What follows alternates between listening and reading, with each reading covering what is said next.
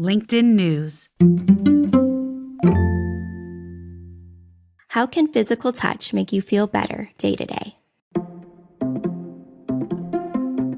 Hey everyone, from LinkedIn News, this is In the Arena, a podcast exploring human potential.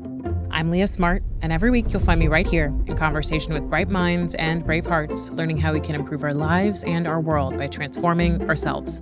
Before we get started, our team has had a ton of people asking where they can find more In the Arena content, and we cannot wait to share it with you. So you can sign up for my weekly newsletter that talks about ways in which you can live even better than you do today at www.linkedin.com/ITA. That's www.linkedin.com/ITA.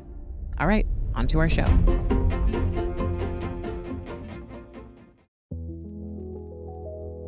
Summer is a time when we all try to unplug from our otherwise busy lives just a little bit.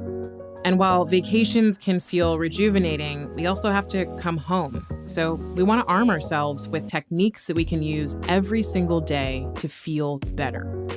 So my team and I were guided by experts to actually experience the methods they use to wake up the feelings and senses we often ignore.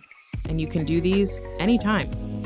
Why? Well, because becoming more aware of these is essential to building the muscle of self-awareness, enhancing well-being, reducing stress, heightening connection, and so much more. We're going to take you on a deep dive into 4 areas: laughter, touch, sound, and smell. When we tried these, we felt better. I hope you do too. Enjoy.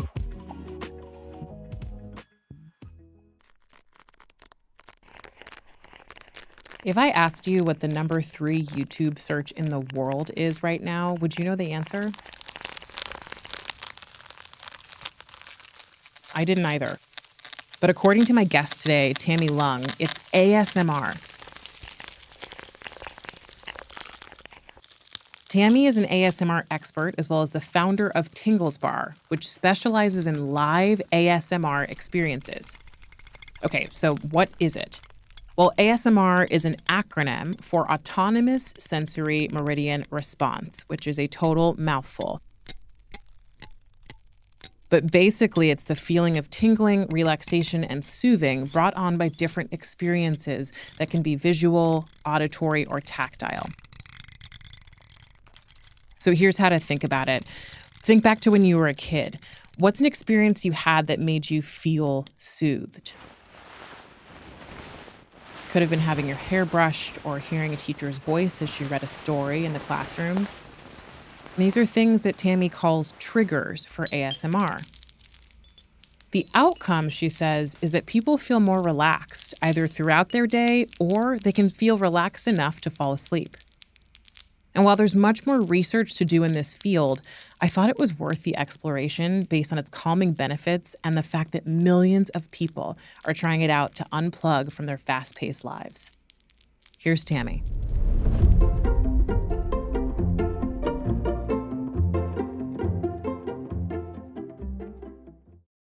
ASMR describes this feeling of deep relaxation and stress relief and soothingness that we believe is so important in a high stress environment that we're experiencing a lot nowadays. So, the real intention is just to be able to make people feel better and feel a little bit more cared for and comforted in a space that they can feel safe and just enjoy good feelings, essentially. We're coming off of a pandemic that has lasted almost 3 years. So physical connection was really a big part of this, and just reintroducing almost that element of physical touch and connectedness among human beings. It's so important, and we believe that we need to make it readily available. I love that. I remember in the first year of lockdown, I had this moment where I was like, I've never felt this before, but it was this need to just like touch someone, like give someone a Yeah. hug, like do these things that you're like, this is so normal on a regular basis for me that I didn't know I needed it so much till I missed it. And then, also it's like, I'm not trying to sound weird, but I do need to hug somebody. And it might be someone on the street that I say hi to if it's not a friend soon. Totally. And just something as simple as a hug can really change your entire mood. There's a hormone in our brains called oxytocin that gets released when you connect with someone you trust and feel safe with. And that really, just the ability to release that from physical touch can do wonders on your overall well-being. Yeah. So you're saying that when we touch, we release oxytocin, but only with someone that we trust. Yeah, there has to be the right environment and circumstances, but it's very similar to when you're a child or a baby and your mother's carrying you or comforting you, that chemical gets released. And it's tied back to that even now when you give someone a hug or even just, touch on the hand, it has the ability to produce that chemical in our brains. I remember when I first learned about it, it was called the love drug. The love drug or the cuddle love hormone. hormone. Yeah, cuddle hormone. Yeah. Yeah, and it's not just like romantic. It's just generally what keeps us feeling good. Yeah, just feeling loved and cared for and safe. So how did you get into this? Yeah, so my background is actually in marketing. I work with a lot of wellness and personal care brands. But ASMR has been something that I wasn't formally introduced to until like maybe 10 years ago, but I realized it was something that I have always experienced since I was a child even. And it's something that I wanted to seek out more of because it's a great feeling. Again, it's a tingly sensation that makes you feel super relaxed and soothed. And when I came across millions of videos online that helped induce this feeling, I wanted to see how, or if it was even possible to get the same experience in person. And after some research, there wasn't really anywhere to offer this. And so I thought, why not just try to create it myself? It is something I'm super passionate about. And I did want to create a space that others who are also super into it could experience as well. The community is huge. We're talking millions of people. ASMR is, I believe, the third most searched term on YouTube globally. Whoa. Yeah, it's behind BTS and PewDiePie, but it's second highest in the United States.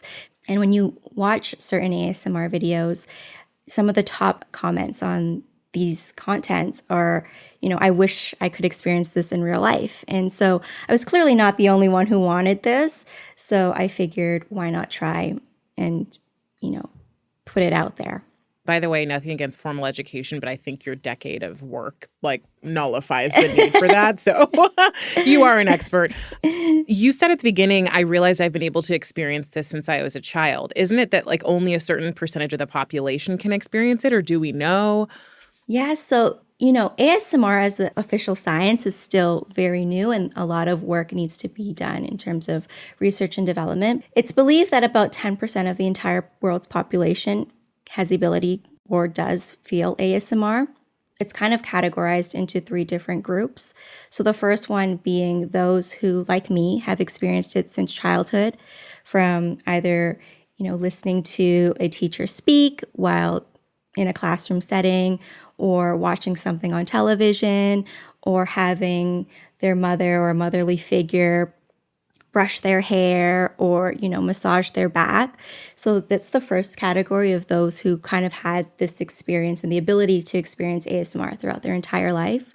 The second group would be those who discovered it a little bit later on, perhaps through an event in their life that triggered the feeling suddenly. So maybe they were at the hair salon or they were on the phone with a customer service representative and they just suddenly felt this very relaxed, soothing feeling, which we know to be ASMR. And then the third group would be those who know ASMR exists and they understand the characteristics of it and what it does to the body, but they personally cannot feel it themselves. And it's not to say that they will never be able to, they just might have not found the right trigger for themselves. I have never done ASMR myself. So For those of us, those who are listening, and then for me, like, is there a way to test it out right now? You've used all these examples that feel like things we experience on a regular basis. Yeah, absolutely. So, a lot of what ASMR is, if you're watching the content online, then you have to kind of conjure up some empathy to what you're seeing and mimic the ability to imagine what they're doing and feel it as well. So if you're watching someone or an ASMR artist who's a content creator, brushing someone's hair, you have to kind of imagine what that feels like on you. So it takes a little bit of empathy. Another way to figure out what might be your trigger is to think back to your childhood, because this is often where it kind of starts, of a time where you felt safe or cared for, and what were the circumstances around that scenario that made you feel that way. So again, if it was a moment with your mom or your dad or someone that you grew up with and felt safe with, or with a teacher, think about what occurred in those situations that made you feel that way, and those might be your triggers. So, if it was getting your hair brushed, or if it was listening to your teachers tell a story or write on the chalkboard, then those could be your triggers. And there are, again, millions and millions of videos that exist online where these ASM artists are creating specific content to emulate these scenarios. So you can find people giving back massages or writing on a chalkboard, drawing, painting, even something as mundane as folding a towel or cutting soap. There's tons and tons of forms of content. And it's just a matter of trial and error as well, just watching different types and seeing what might stick and what might induce that feeling on you. And so can you, let's just say I have a hairbrush, I have these different things that I could do at home. Is there a difference between watching it online and actually having maybe someone else brush your hair, or I'm trying to figure out, like, why do we have to watch the videos, or do we not? That's kind of what we are trying to figure out with Tingles Bar as well. Is it just an audio visual thing, or can it also be tactile? I think it can be both. In terms of whether or not you can induce it on yourself, one big element to ASMR is the aspect of personal attention and someone providing that personal attention for you. So if you watch a lot of the videos on YouTube or any social media platform, and there's a category of content called role play, where the content creator is facing the viewer in first person and pretending that they're doing the actions on the viewer. And it's that sense of being personally cared for by that person and you getting that sense of personal attention that really helps trigger the ASMR. And that's kind of what we want to do at Tingles Bar, is we're providing you the service because, again, it's that sense of getting cared for by someone else. Again, tying it back to our childhood, it's getting cared for by our mother or, someone who looked after us, or our teacher. And we at Tingles Bar play that role where we're servicing you, we're caring for you, we're offering you this sense of comfort and relaxation. We're taking a quick break. We'll be right back with founder of Tingles Bar, Tammy Lung.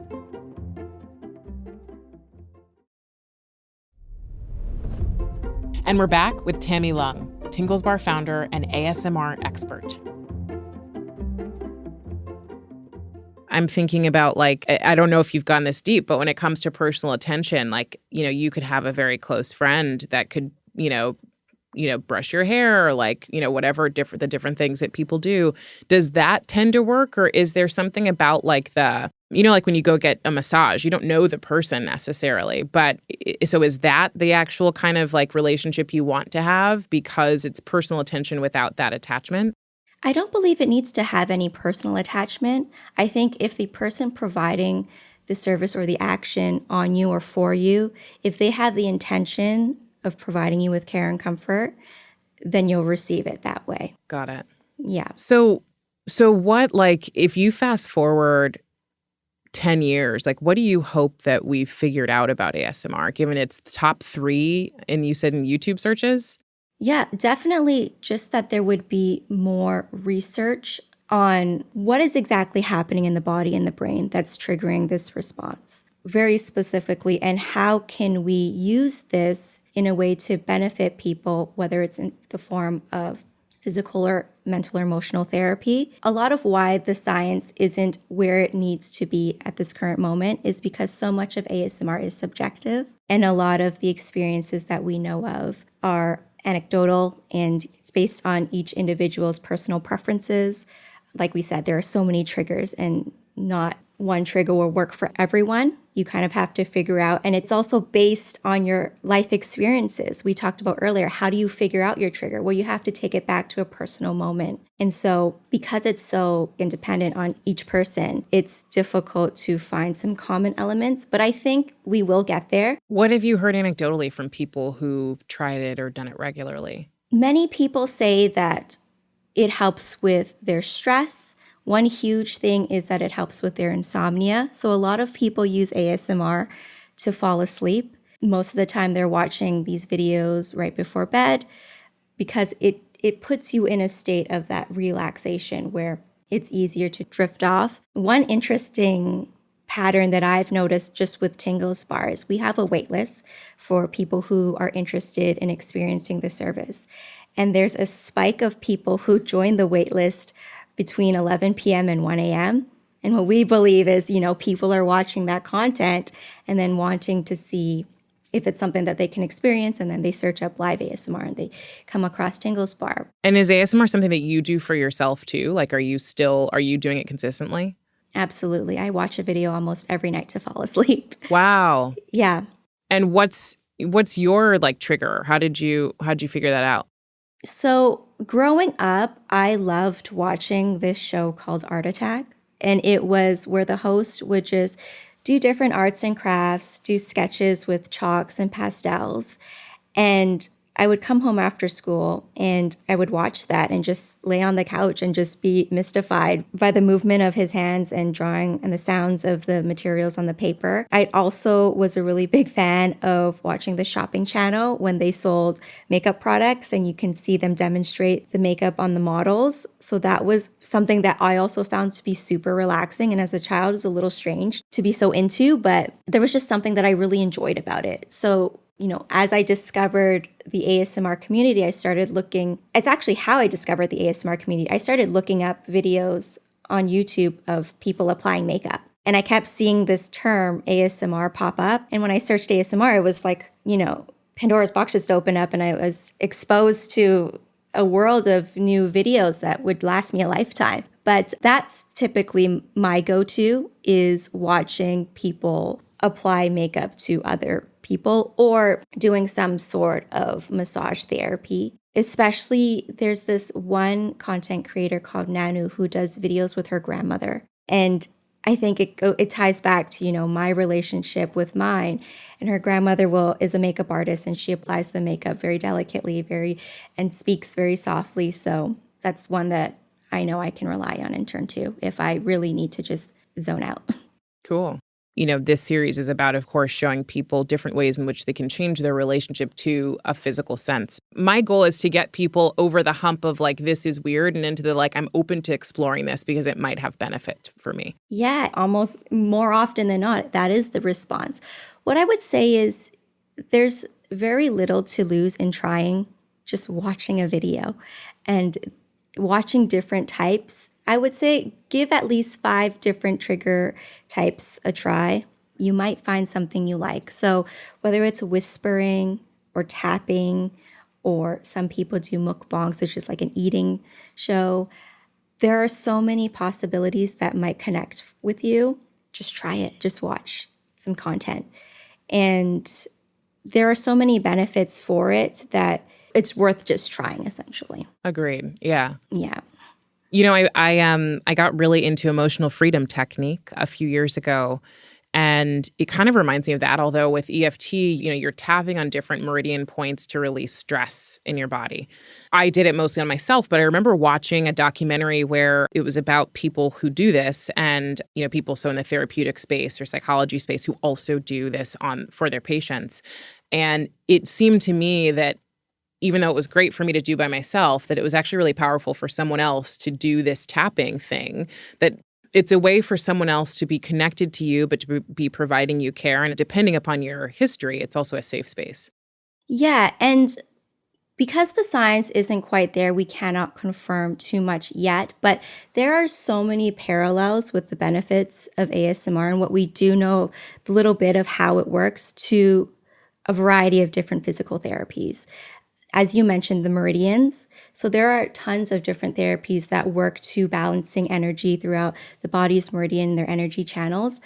And ASMR would be incorporated into some of those therapies as well, because it does work as a holistic full body experience and as a reaction to different forms of stimuli. But the end result is a more calm, relaxed, and again, soothed feeling throughout the body. And do these effects last for you throughout the day? Or is it like you've got to do it and then sort of like meditation or any of these other practices, you've got to re-up again, or you're going to want to re-up again the next day? Yeah, I guess it would really depend on the other factors of your environment that are occurring simultaneously. You know, if you do expose yourself to 30 minutes of ASMR content and then you have something really stressful occur, you're going to need to recharge. But I do find that I stay asleep longer if I watch a video before I go to bed. Again, that's just my personal experience, but it's not uncommon. That is something that a lot of people do say works for them as well. So yes, to answer your question, you may need a recharge, and the duration of how long it will last will really depend on whatever else is going on. Yeah. If you imagine like everybody had this opportunity, what do you think the world would be like if more people were doing ASMR? I think there would be a stronger sense of connectedness and just overall love and care. If you're lacking it within your own family or group of friends, there's a space where you can go to find it and fulfill that need. And there are a lot of people in this world who are lonely and would sometimes just needs a hug or feel cared for, and we want to offer that to them. Thank you so much for the work that you are doing, Tammy. Like, I mean, number one, I respect you because you've built something that's out of your own sense of passion and desire to like serve and support other people, which is already incredible. It's like something that not everyone understands yet, that not everyone's tried yet, that, you know, I always respect someone who's doing something that's a little bit different. I'm going to have you answer these 3 statements, Tammy. Better humans are.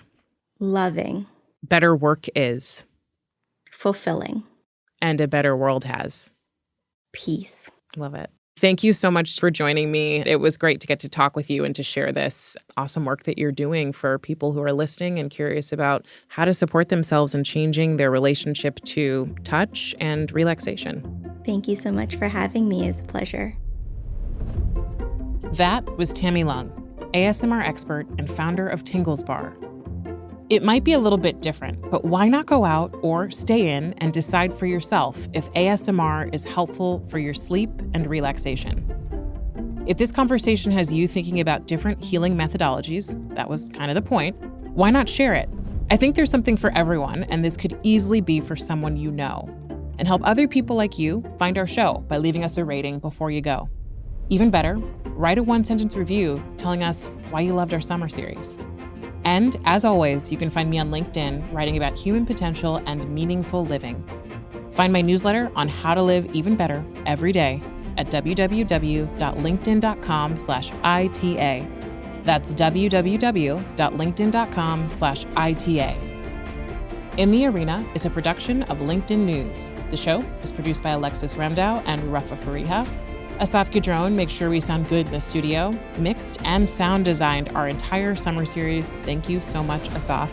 Enrique Montalvo is the executive producer of LinkedIn Editorial Productions. Dave Pond and his team made sure we had tons of amazing content. He's our head of news production.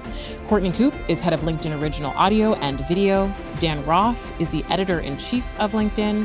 And I'm Leah Smart. Thanks for coming with me, and I'll see you next week.